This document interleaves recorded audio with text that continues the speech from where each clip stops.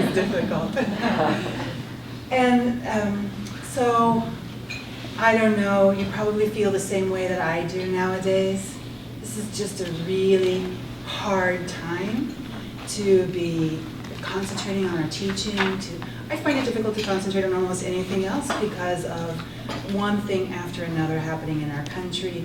It feels like a huge loss of gains that we have made. And so I wanted to talk to you about, of course, as Pamela said, our work is even more important right now than it ever was. And we have made important gains, and I'm looking at lots of people here in the room who are doing really wonderful, hello Rachel there in the back, who have been doing wonderful work for many years, helping our students engage with our communities and see the world differently. But I still feel as if there is this step that we haven't been able to make yet. We have a lot of students who are successful in our courses, but there's that extra step that I am trying to make this semester because I can't do anything else but do this semester, which is introduce my students to advocacy and encourage them to move from their roles as volunteers to activists, without making them become anything that they don't want to be, but helping them imagine themselves as even more than a successful community-based learner in our language communities. It's been challenging, and it's fresh, and it's raw, and so let's see how this goes, and I really look forward to hearing what you have to say about this topic too.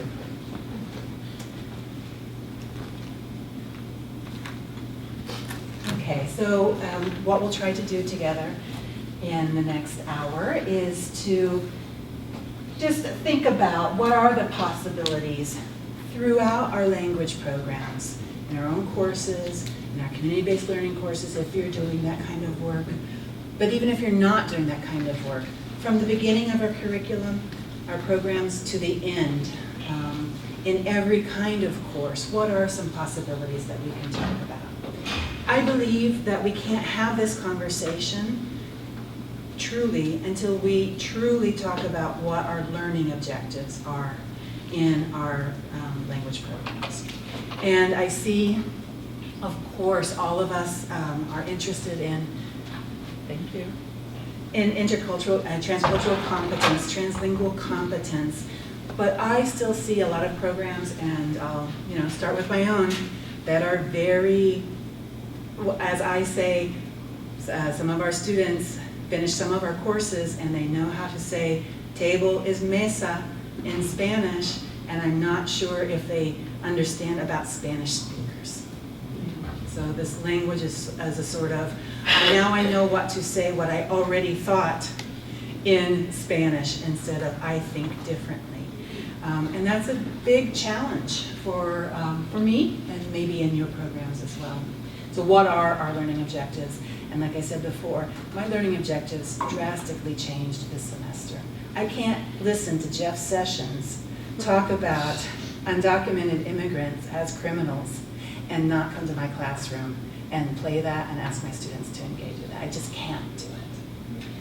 So I'm going to try to just narrow this down to 3 things that we're probably doing, all of us, even if you're not doing community-based learning. And if you have questions in general about community-based learning or community service learning, you can ask me in the questions session, and Deb will be talking specifically about that tomorrow too. So there's plenty of time for that as well. But I wanted to narrow in on reflection prompts, or you could just call them essay prompts if you're not doing critical reflection in your community service learning course, if you're not teaching community service learning. I just want to talk about classroom activities that you can do whether or not your students are working in the community. And then I just wanted to finish with a project that I'm working on right now, which is an online course. So where can we, as I said, throughout our curriculum in all kinds of courses, that's what I'm trying to give us some models, some tools, some inspiration perhaps to add some of these things to your own classes as well.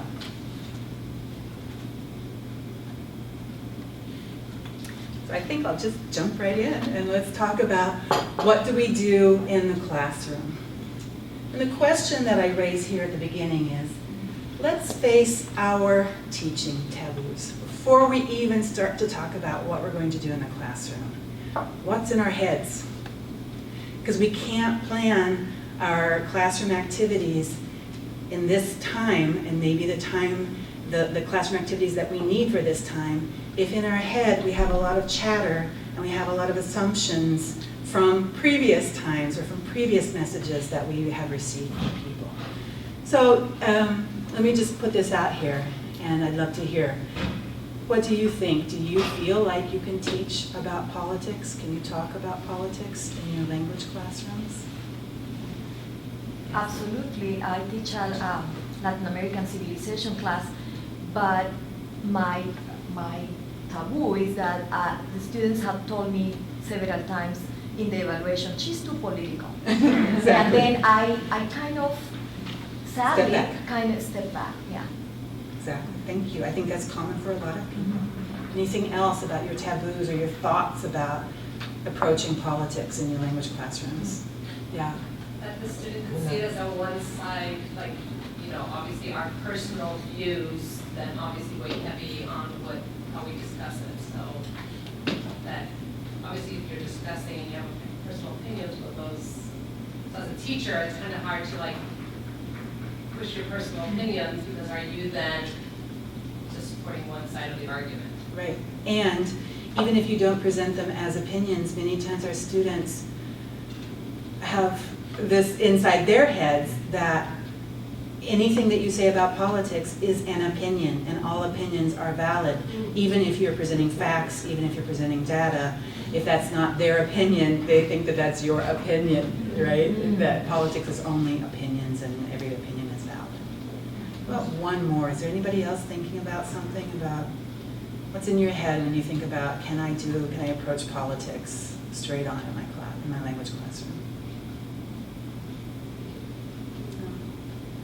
Were you going to say yes? When we try to avoid three taboos, not only politics, religion, and sexual orientation, because our students are so diversified in their ideologies and in their cultural backgrounds, and in a multinational classroom, people can get heated up and then they can fight actually. So we try to avoid that, and also in our we don't have that much freedom of speech in the sense of that you can teach politics in class, so it's always we are hearing the students talk about politics while representing what the media already offers. And then any other discussions have to be outside of the classroom. That's a difficult situation. And I was talking at the University of Memphis this year, and I talked about some of the things that I do, and at the question and answer session, one of the professors said, but we can't talk about politics. And I said, of course you can talk about politics. They actually had a pretty strong message from their university that they were not supposed to talk about politics. And so your institution and where you are, and maybe even regionally, and we have all of these unstated expectations and sometimes explicitly stated what we are supposed to do in terms of politics or not. So it's a minefield, all right? I think that we can all recognize that this isn't easy, but as I said, I just can't not do it this semester. So I'm going to go back and forth between some websites here, and I want to share something with you, an activity that I did.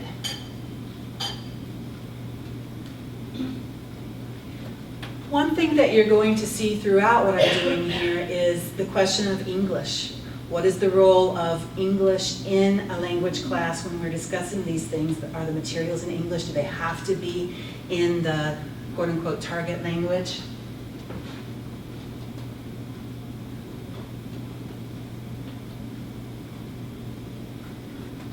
I used this with my students last year and this year too, and this is a chart that's very difficult to see. Some of you already know it, obviously, but it answers that question of why can't they just come here legally, right? And it takes the students through, takes anyone through the pathway towards residency, citizenship, and the conditions that must be met for each path.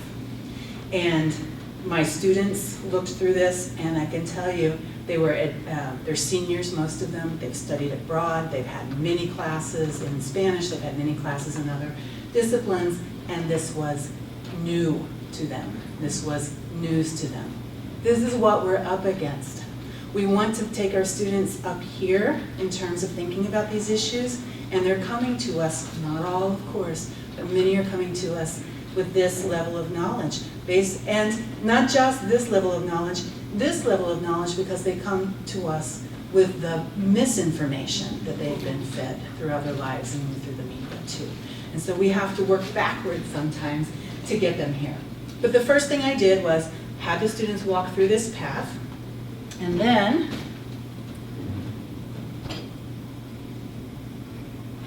I showed them this interview with Melania Trump, and I said to them, I am not making any statements about Melania Trump herself, but we listened to the interview, the section where she talks about how she did it right.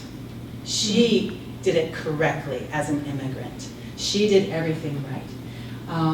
And then I told them, let's go back to this map, and I want you to show me, from the information that she has shared, which path did she take, right? And so many of the students assume that she got her citizenship through her husband, but in fact she got it because she was a model, and there is this special kind of path to legal residency and then citizenship through that, right? And so doing it right meant that she had access to a path to legal citizenship that is specifically designed to be only for top talent around the world. And so then we were able to talk about what does that mean. The other thing that I did say to my students, though, is I said, I will never, ever talk about Melania Trump's apparent issues with how she immigrated and perhaps worked before she had a work visa, because no immigrant should have to explain themselves and justify themselves. So I avoided, I think, politics, or what I hope that I was modeling for my students was, let's be consistent. Just because they're from a different party or something, what is our core value, what are our core values about immigrants and human beings? So of course, another thing that I have to say to my students every single semester, at the beginning of the course, is we drop the I word. We do not use illegals, we do not use illegal immigration, and that is something, again, that I am surprised every semester we have to go through this. So I would say our challenge is not only talking about politics, but our challenge is where are our students and how can we in one semester bring them up to the level of critical awareness and then critical analysis that we want them to have. So that's one example of a way that I planned a class activity, the whole lesson plan, around a very political and I would say a kind of hot topic. You don't know if your students are Trump supporters. You don't know if they are with Melania or not. A lot of them simply, in my case, have not considered it before. But I can tell you that it was a very successful class. And in part because of what Elena was saying, that I wasn't just sharing my opinions with them. I had the materials, and I had the video, and I didn't analyze it for them. I asked them to do the analysis so that they could arrive at their own conclusions. I think this is another example of how simply good language pedagogy allows us to do good political pedagogy in our classes too. We know that we're not supposed to lecture to our students in language classrooms. We know that we're not supposed to give them the answers. We don't ask them to talk just for the sake of talking, of practicing Spanish or French. So if you can take those concepts from good second language pedagogy and just tilt them a little bit toward your political pedagogy in your classroom, they can help you be successful too. Okay? So that's one example. Like I said, I'm going through several things here. Now, the other day in class, this was just on Tuesday, I had given my students some examples from websites about actions, how to be politically active. I had chosen specifically these websites because they had organized the information in a way that was helpful to the reader, even readers who do not consider themselves politically active. I made a big jump this semester, this year, I guess I could say. I get a daily text that tells me a political action, a political phone call that I can make. And I just jump in and I do it every day. It's become a very small part of my day, but hopefully, if lots of people are doing it, it can have a big impact, which we actually have seen on the political scene, the impact of protest and resistance. So the list of political activities and activism that I had shared with them, they either started with actions that don't require money and actions that require money.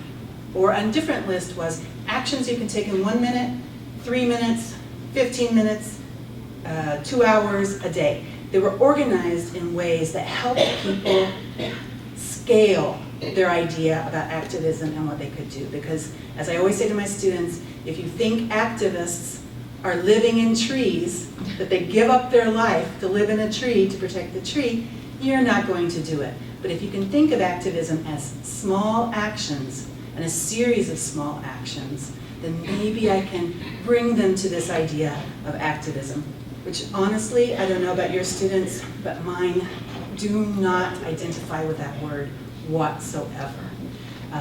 Because, again, they think of it often as a career, a way of life, instead of just these small actions that any person can take.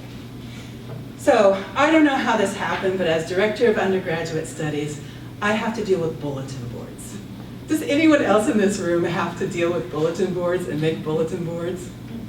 Yeah, I knew it. I'm the only one who has to do this. And it's, not what I was trained for, not what I usually think about. And so I told my students, now, I've got 2 bulletin boards in this building that I need to take care of. You're going to take care of it. And you're going to, I sent them to the website Define American. And I said, you're going to cull from that website a list of actions that anyone can take to do something to advocate for immigrant justice. And you're going to design this bulletin board for me with this list of actions. Then I took the other group, I divided the class in 3. I took the other group and I said, this is this bulletin board up on the 4th floor that nobody walks by. I want you to design this bulletin board about actions that people at the University of Illinois, students at the University of Illinois, where we are, that they can take. So they came up with things like you can take these courses, you can go to these, you can join these registered student organizations. You can do, so they came up with a list of things. And then the third group, I said, on our Facebook page for this course, I want you to come up with an image. So this is raw. I haven't made any corrections to their Spanish, as you can see. But it's what I consider a start. Let me scroll through it so you can see a little bit about what they wrote.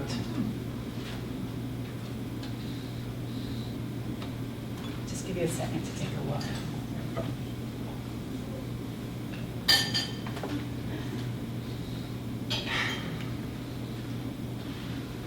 So you can share with me your thoughts about this, but first I'll share some of my thoughts. On the one hand, I'm very happy.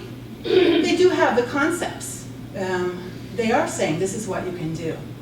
On the other hand, this is so general that what would anybody do after looking at this list?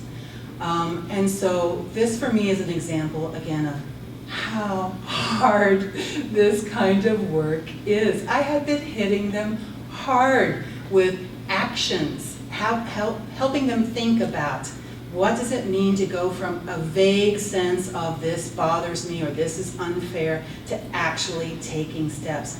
And then helping them think about what does that mean for a person? People need very specific things they can do. And this is what they gave me. Again, I think it's a great start.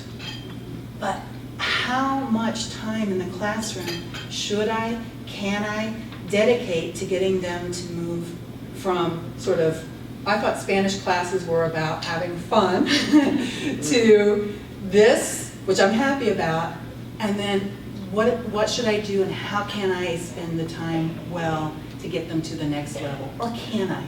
Or should that actually be the job of another course down the road? Could we be coordinating among ourselves to help students reach a certain level, not just in language proficiency, but in civic engagement proficiency as well? If we could coordinate in that way, we wouldn't feel the burden that it is all on us in one semester. Did anybody else have any comments about this particular thing? Yes. Are you going to show us then a more specific list? If you would like, you mean the original ones that I started with? Well, That, this is your, in general, idea. Here in this area in Indiana, there's a newspaper that's produced in Elkhart. It's called El Puente. It's a Spanish language newspaper, and they have editorials in English also. So every 2 weeks they deliver it to our high school, And so every 2 weeks, in my heritage learner class, we would look at it in depth. And oftentimes there's, for example, we could touch on several of these things.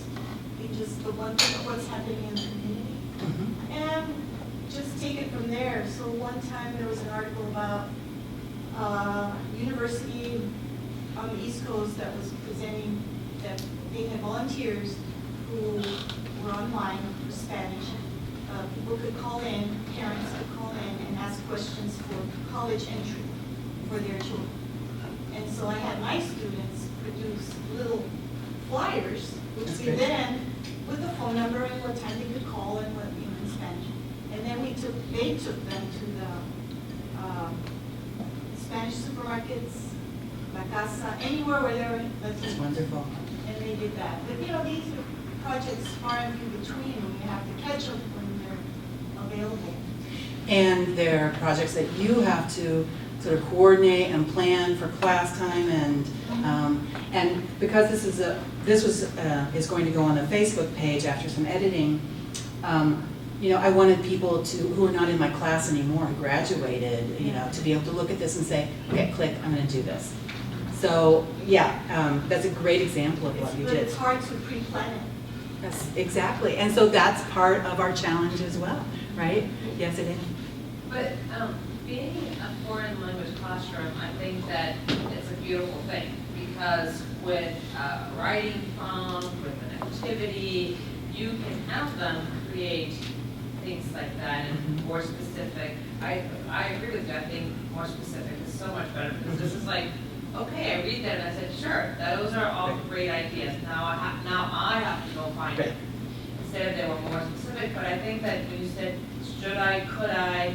Yes, I think we all can with the idea of, oh, this is an oral assignment, or this is a written assignment, or this is, they can create flyers, they can create a web page, a Facebook page. Exactly. So just keep on going with it. But that represents a shift. Like the title of my course is Spanish and Social Entrepreneurship. And while it is kind of related to the topic, it's this balancing act we have to do with the sort of the content we thought we were going to teach, but in a time of nativism, we have to make some compromises, as you're saying, right? Go with it when we need to go with it. And let me share with you an activity that I did with my students just yesterday in class. So they're all working in the community, and so I said to them, I gave them all a Post-it note, and I said, you're all doing different activities. People in this classroom have gone places, have done things in our community that you haven't done. Write down a question that you have for someone who's done something different than you. I gave them some time to do that. And I knew that first question was going to be pretty superficial. And then I said, okay, now here's a second post-it, and I want a second question, because you have to kind of dig for that second one, right? And then I said, okay, now everybody stand up, and I want you to put the post-its, your post-its all around the walls. And then after they had put their post-its on the walls, then I said, now you have to go around and you have to read all of the questions that all of the students have about what are you doing in the community.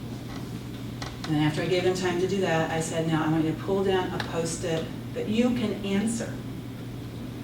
And sit down, and then one by one they stood up and read the question and their answer to that question. And I have to say it was a very powerful class period. They were highly engaged. They were listening to each other, and the questions were pretty incisive. However, a lot of the questions, and I have some here, were things like, ¿Cómo vas a ayudar a la comunidad con este evento? ¿Qué hiciste cuando trabajaste o cuando no entendiste una cosa que tenías que traducir?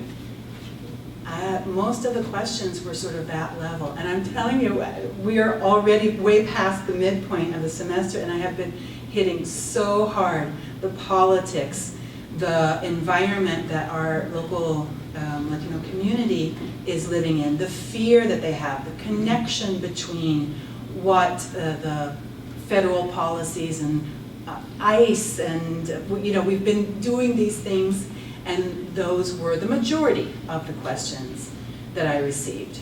And again, like this list, on the one hand, I'm happy. It was actually a very good day, and there was a lot of information shared. But again, it's a real challenge to have students not just understand what we're trying to say to them, but then to formulate their own questions about the world around them. That's a different level as well. So you have your analytical abilities. If I hand you something, if I hand you that map of immigration paths, if I show you, if I click on this interview with Melania Trump, and then I tell you, let's analyze that, they did a good job. But then when I flip it and I say, what are your questions? That's a different skill. And, I kind of got some good things, but there's so much more for all of us to do, I think. And I'll just speak for myself in my own classes. All right. So those are 3 examples of classroom activities that I have done very recently, and Melania Trump when I did it last year too. And while they don't necessarily directly involve politics, part of what I'm saying is they don't involve politics if I don't make them involve politics, right?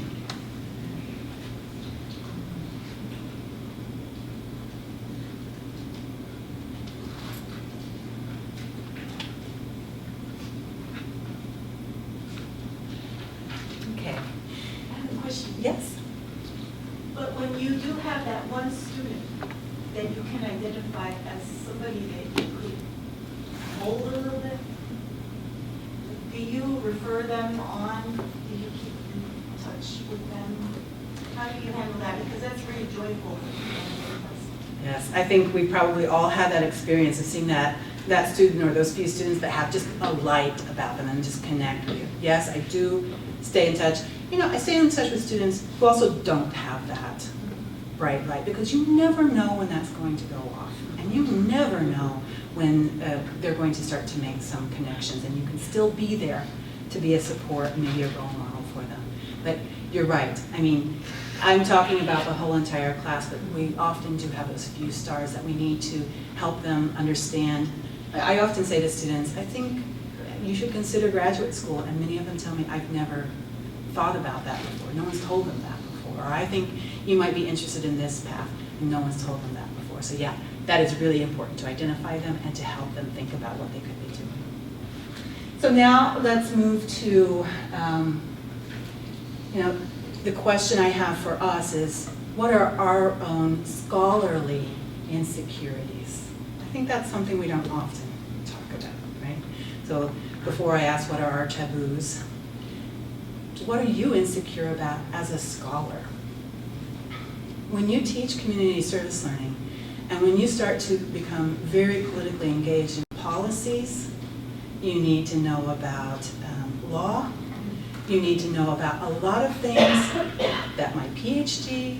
in Spanish literature did not prepare me for. And I hear a lot of people say to me, I could never teach what you teach because I don't know enough about immigration. Well, I had to learn it, you know? And so this idea of expertise, can we teach what we're not experts in? How do we become experts? As you'll see, I have to pull things from sociology, pull things from anthropology. I'm going outside of what I was prepared to do, and I see a lot of people feel that they can only if it's in their area of expertise, will they teach about it. Like, no one will teach my classes if I'm not going to teach them because they say that's not my area of expertise. And so what are our scholarly insecurities? Let's just take a look at some of the materials that I use with my students when they do their reflection prompts for my community service learning courses. But they could be prompts for essays. You don't have to teach a community service learning course to use some of these materials.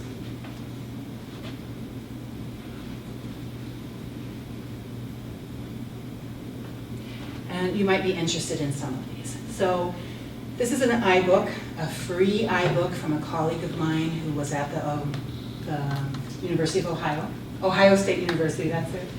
And it's called Latino Stories Across Ohio. And because I'm in Illinois, this idea of the Midwest, I want my students to understand the new Midwest, the new Latino diaspora in the Midwest. And so we take a look at these oral histories that Elena put together in a really interesting free iBook. Some of the oral histories are in Spanish, some are in English, there's video, there are charts. I think you might be interested in just taking a look at it, but also perhaps using it with your students.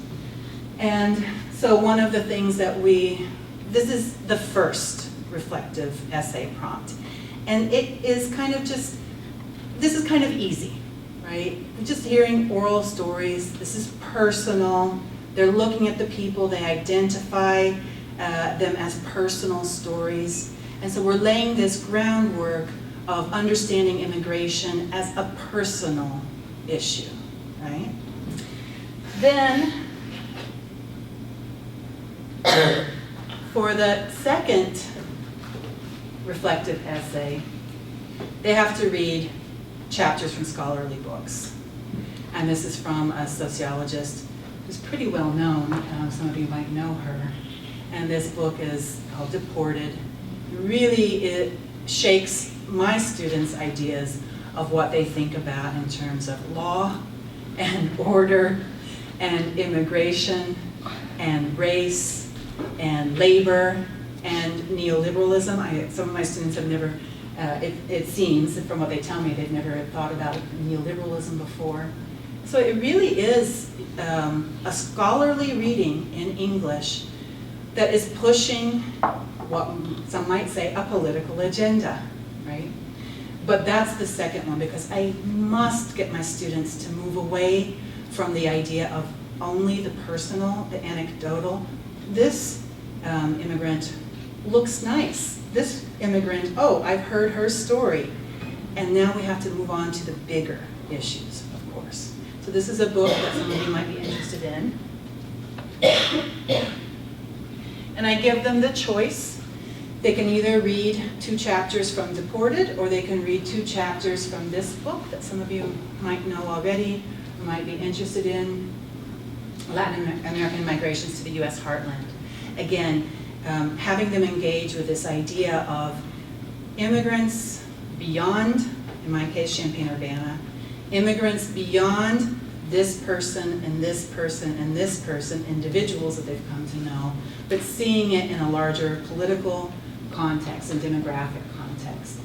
One of the things that I do with my students with this particular book is, of course, analyze the cover of the book, ask them, what does this image. What famous painting does this remind you of? But what are the differences that you see here as well? And again, you would be surprised many students don't recognize the original image that it's pulling from. But so if I go back to this original question of what are your scholarly insecurities, do you feel secure to assign something from sociology? Do you feel secure to assign something from political science? Do you feel like if I'm not an expert in this, if I can't answer all the students' questions, should I share it with them? I say yes, of course, but I see that a lot of people do actually struggle with that. And then for the third, yes? I thought I just would share a resource. There's a book called Teaching What You Don't Know. Great. I don't know if you've seen that book or not, but the author is Houston, Huston, and she actually she did an ethnographic study looking at people who are good at teaching courses where they have basically courses where no one could be an expert in all the things that come up, and has identified what kinds of things people do in order to do that comfortably and well. So it might be of interest if you're struggling with those kinds of things. Teaching what you don't know. Yep. Thank you for that. Yeah. And then for the third and final essay, reflective essay that my students do, we return to the personal. And this is an autobiography that it used to be anonymous. He didn't have his name there, but he still doesn't have his last name here. And they come to, one of the things that has been very difficult this semester for me to really convey to my students is the fear, the panic within our local Latino community, and all the ways in which people are trying to contain the panic. I'm panicked. I watch the news, and I don't have to be afraid of ICE, but my students, because they go into the community a couple of hours and they come back home, maybe they work with children and they don't see the panic within the children. They're in controlled environments and within an organization or within a school when they work in the community. It's been difficult for me to convey that. And and I have them read a couple of chapters from this autobiography, and it's not that it's panic, but it reveals to them just this constant fear of what could happen, the constant, I can't take that opportunity, I can't grow professionally because I will have to share my social security number that I don't have, or that I have a false one in these circumstances. And so it's a return to the personal in the sense that it is an autobiography, but having that political scene, yes. And they write the reflection in English? They write it in Spanish. In Spanish, okay. Recently here in South Bend,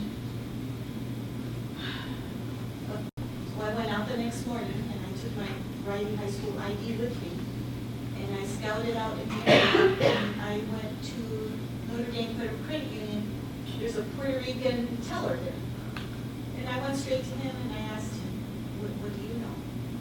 And then I went back and reported that ICE was not out looking to round up Latinos that were, let's say, at the Goodwill. Because there is a panic and the students were crying. And so I'm really grateful for all these resources so I can go back and share with non-Latinos too, so they can see. It's a powerful story that you just told. Those are important things. It's an important thing what in my community we constantly share on our Facebook page is be informed, don't panic. But I'm telling you, ICE comes and they trick you. They wear something that says police, and they're not police, they're ICE. They try to get into your home. I mean, so it's kind of a double-edged sword. Yeah, don't panic, be informed. But we all need to be panicked about what our federal agents are doing in this country.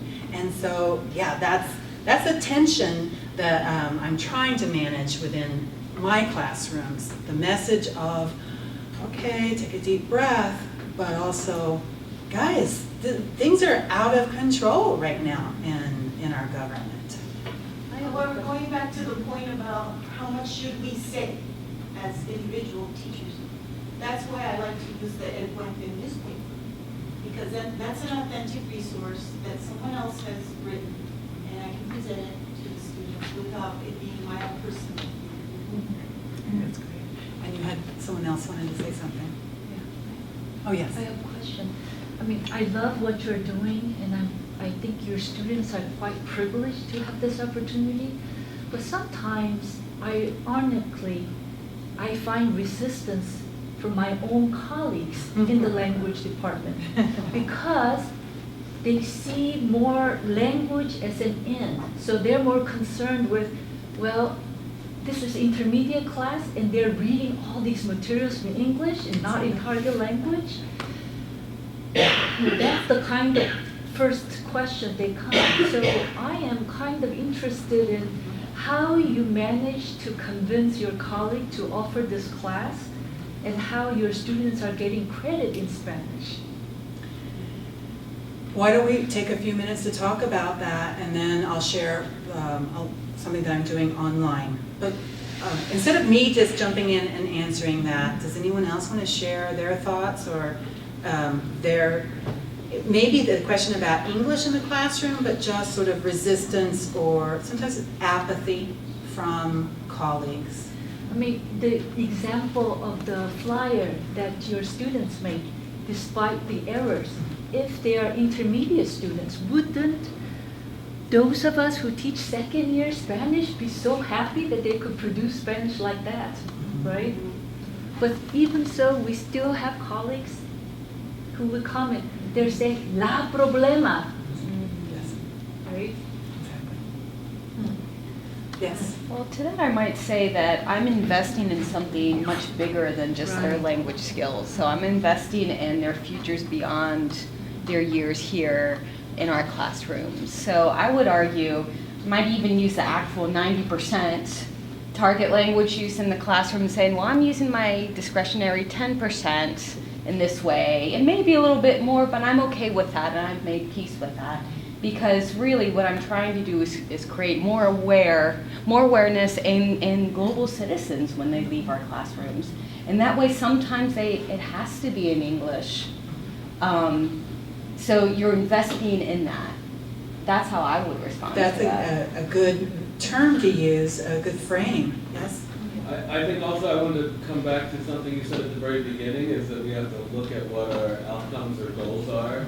So not only for a course, but for a program. And I think sometimes programs still have goals that were written when people were focusing less on culture and more on language. Right. And so now I think also you could make an argument that for understanding culture, you know, you're giving up something about language, but I think if you really step back and say, what are we trying to do with our program, and you wrote the goals for what you're actually trying to do, then it would give permission for people to be a little bit more, have a little bit more variability in percentage of time in target language.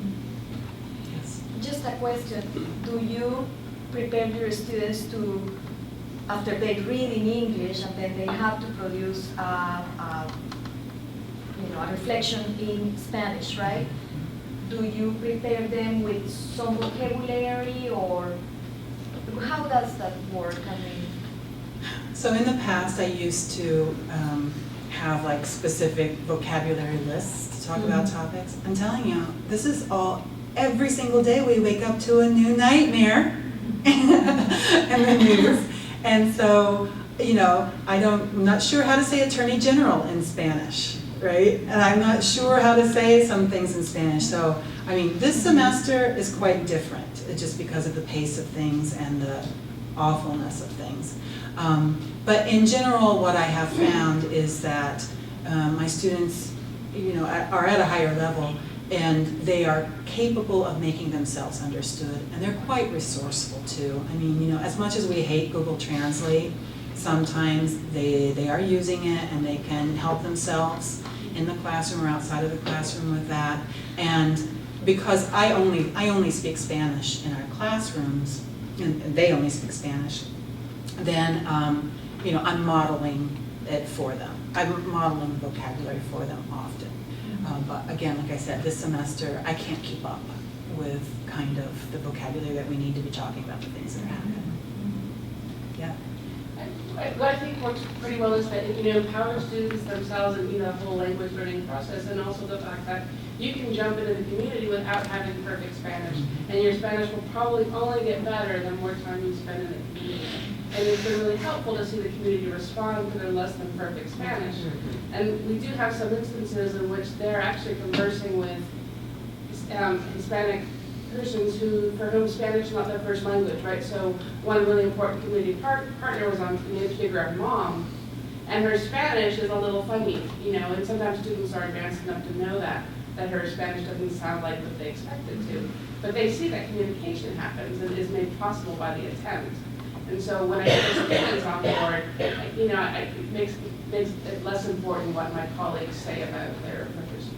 Well, and I would also push back on some of our colleagues, because I show my students the things that our Latino community leaders write and share on social media, and they have what you would call probably heritage speaker Spanish, right?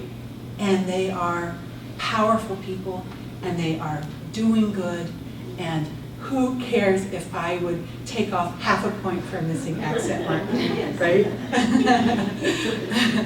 So these are all wonderful ideas, and I think that we do need to get back to this idea of what are our goals as a department. And these are not easy conversations.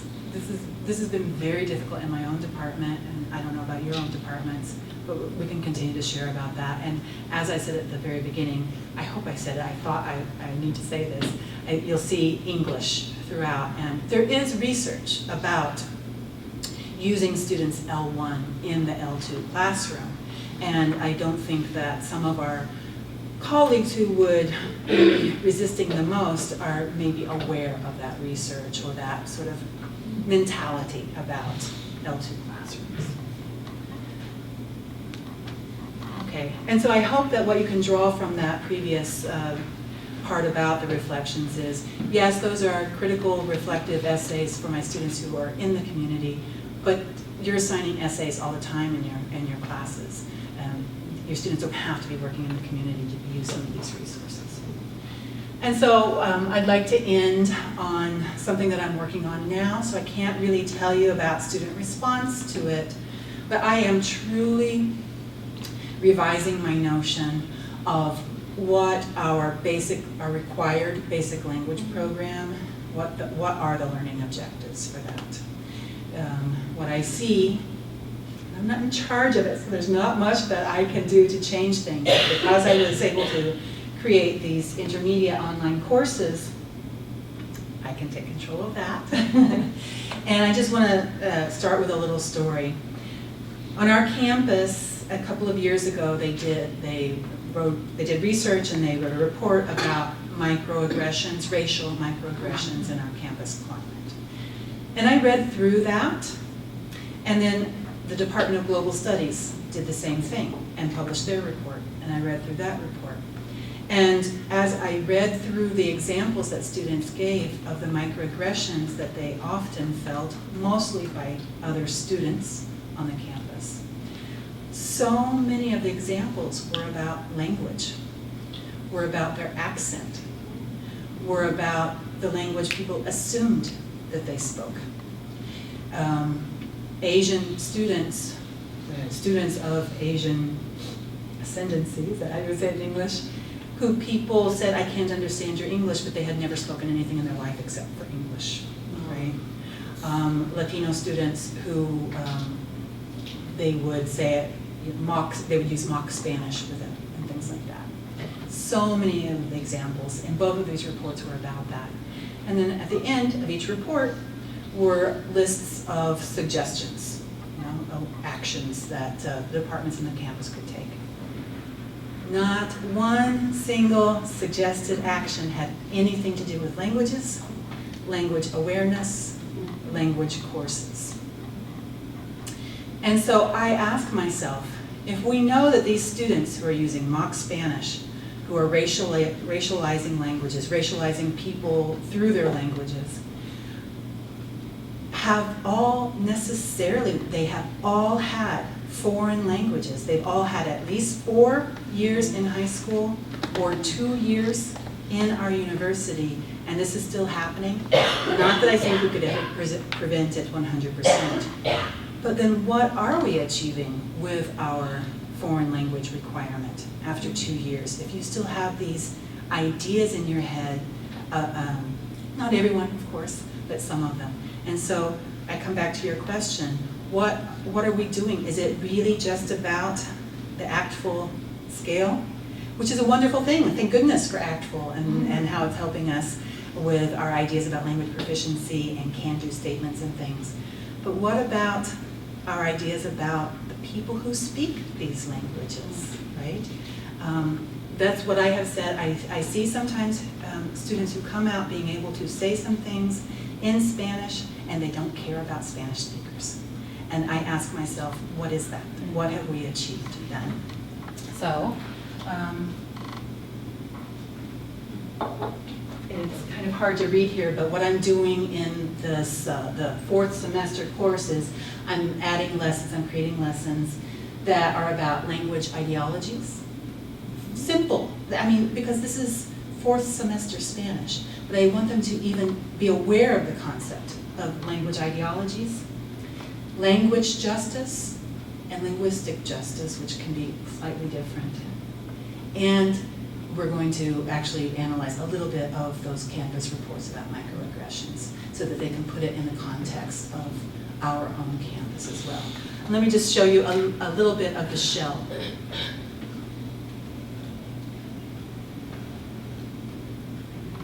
So hopefully you can see here that this is the sort of typical language course that we have. I'm using actually a textbook that I co-authored with Holly Nybert, and they'll be doing the typical work that you do in a language classroom through the My Spanish lab of the textbook, and other things, that we're developing around the textbook that already exists. So the language course is there to satisfy the colleagues, right? But if we take a look at week 7, for example, when I tell them what we'll be doing this week, says the cultural competence section explains the important role of plazas and life outside the home in Hispanic cultures. The lección, which is what I'm talking about here, takes you through the concept of language ideologies. And the faculty member you'll listen to in the video interview explains sociolinguistics. I'm just sort of sneaking it in there. But I feel that if I don't do that, if I don't build something on top of sort of the typical textbook, even though I wrote it, I hate to call it a typical one because we all care about what we produce and think it's a little bit different. But it is. It's about language proficiency and language learning. I recognize that about textbooks. And this is about more than that. It's about what are you going to walk away with after this required course that you had to do. I want you to know you have a language ideology. You didn't, we all do, and I want you to be aware of it. And then in later week, we're going to talk about language justice in the campus reports. So I think that the question I posed on the slide was, do we underestimate online education? What are our assumptions about what online language courses can do? I'm finding that they can be very powerful. I haven't taught this yet, but I taught something similar for the first time this semester that I also designed, and students reacted very well to it. So let's see how this goes, and hopefully we can stay in touch somehow, and I can let you know how it goes, but at least I'm going to try, because just to wrap back up, this semester, I can't not try to do these things. Teaching foreign languages in a time of nativism has changed the game for me. I have to up my game, and hopefully the students will too. Thank you.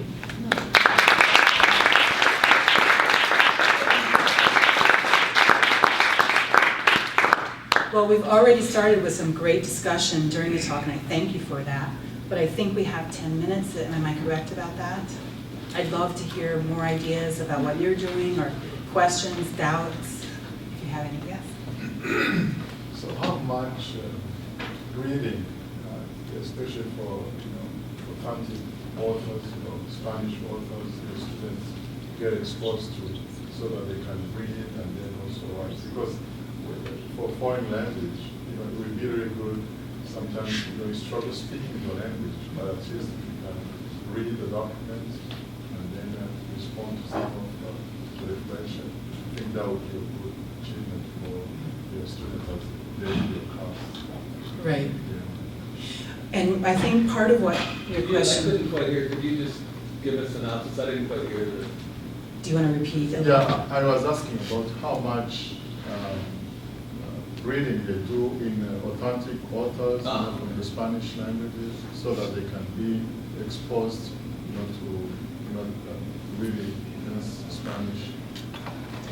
Well, Maricel, I see you back there. She teaches a literature course, Latino Studies literature course, using this, and so I assume that they're doing lots of reading in the maybe English and Spanish. Or how do you handle that, Maricel? Yes, I was going to mention, it's great to have you here. Thanks, Maricel. Good to see you. In my courses, actually, on upper level Latino literature, a lot of the reading is actually in English, but I conduct a class discussion in Spanish, and all the written work by the students is also in Spanish.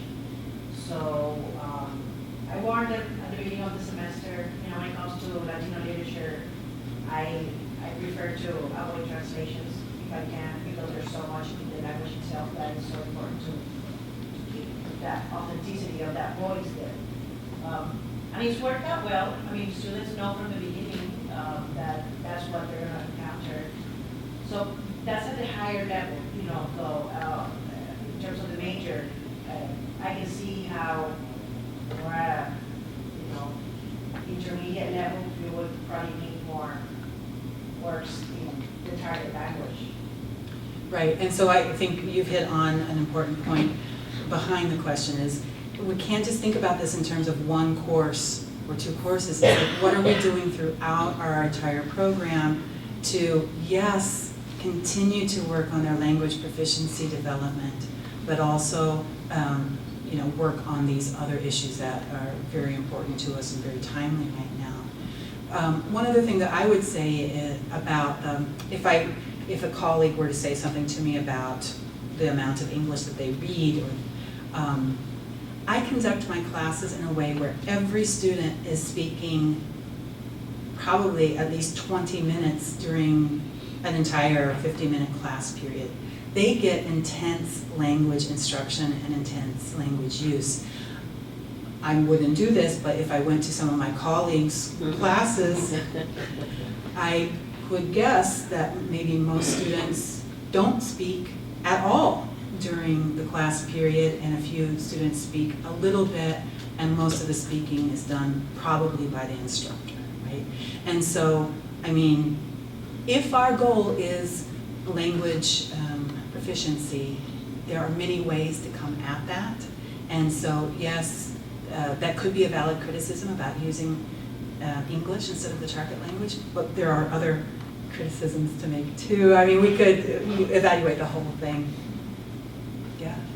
So I'm a student, and I think really only approach the idea of language ideologies after or during a study abroad experience. I think I most enjoy that you're broaching that subject in a fourth semester or an intermediate course, and I, at least from my own experience, kind of wish I had considered that concept, kind of grappled with it before studying away. So my takeaway from this, even though I'm not an instructor, if you guys, if you guys can approach this early on, even in first and second year instruction, would go a long way to kind of framing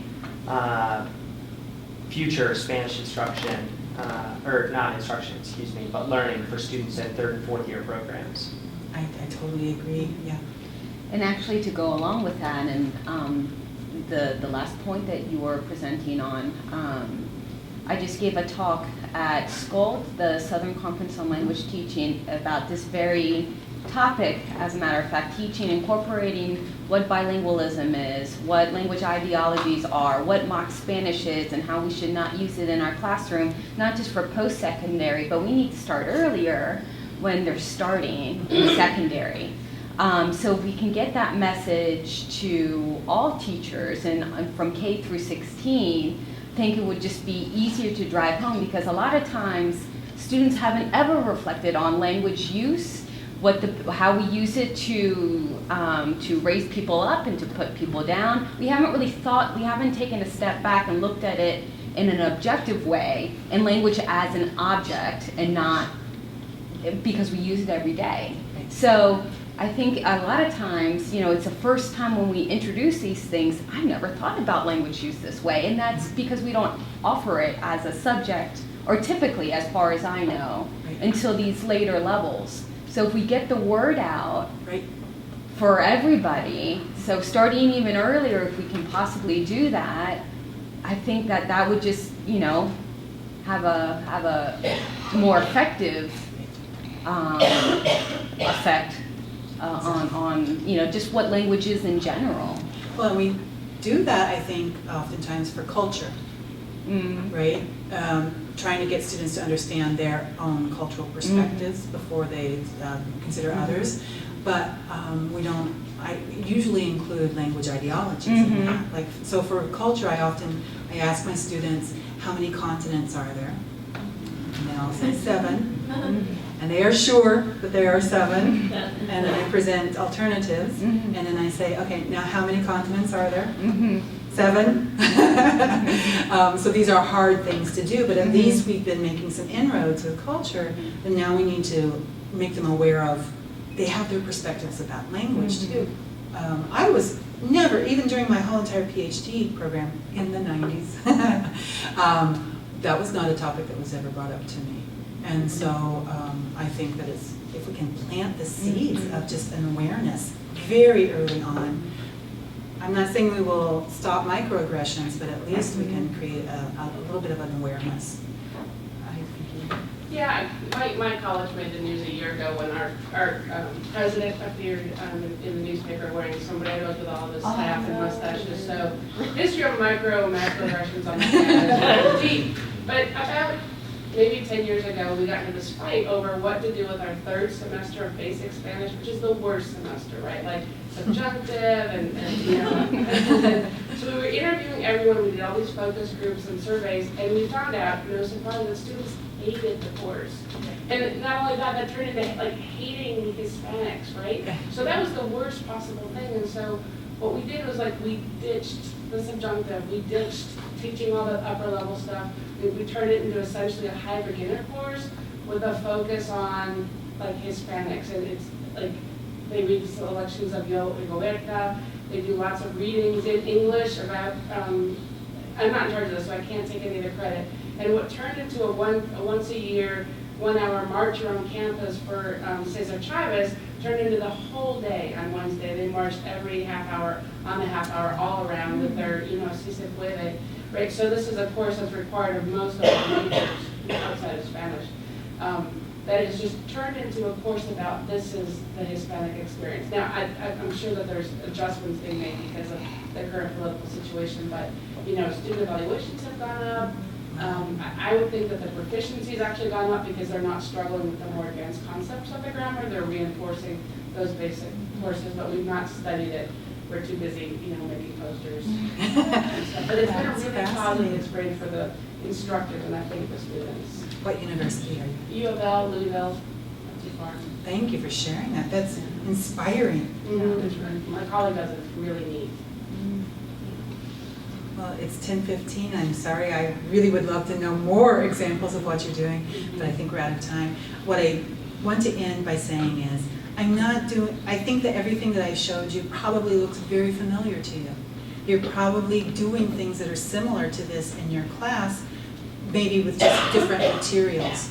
So we don't have to change everything that we do and everything that we already know about language pedagogy to be able to confront what's happening in our political system right now with our students.